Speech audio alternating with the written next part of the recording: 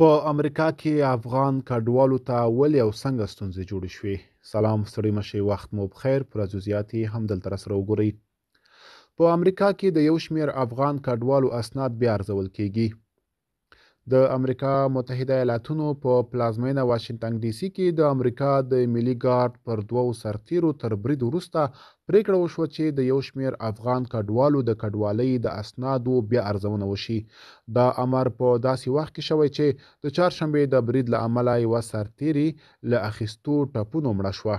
د امریکا ولسمشر ډونالډ ټرمپ اعلان وکړ چې په واشنګټن ډي سي کې د ملي ګارد له 22 شویو سرتیرو څخه یوې ساه ورکړه. زه باید له بده مرغه تاسو ته ووایم چې همدا شیبه ما واوریدل چې سارا بیکستروم د جنوبي ورجینیا یوه سرتیري چې موږ د هغې په اړه غږیږو ډیره د درناوي وړ وه. ځوانه وه، ښه شخصیت یې درلود. د 2023 کال په جون میاشت کې خدمت پیل کړ. ډیره تکړه وه. دې ساه ورکړه.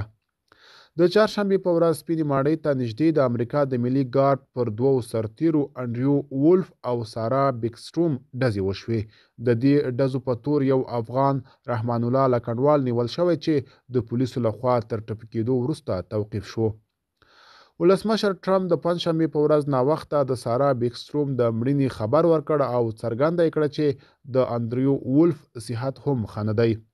د چهارشنبې تر پیښې وروسته د امریکا متحده ایالاتونو د افغانانو د پناه غوښتنې بهیر وځنډاوه او پرون ناوخته ولسمشر ټرمپ د پخواني ولسمشر جو بایډن د ادارې پر مهال د منظر شویو پناه غوښتونکو قضیو ته د بیا کتنې امر وکړ.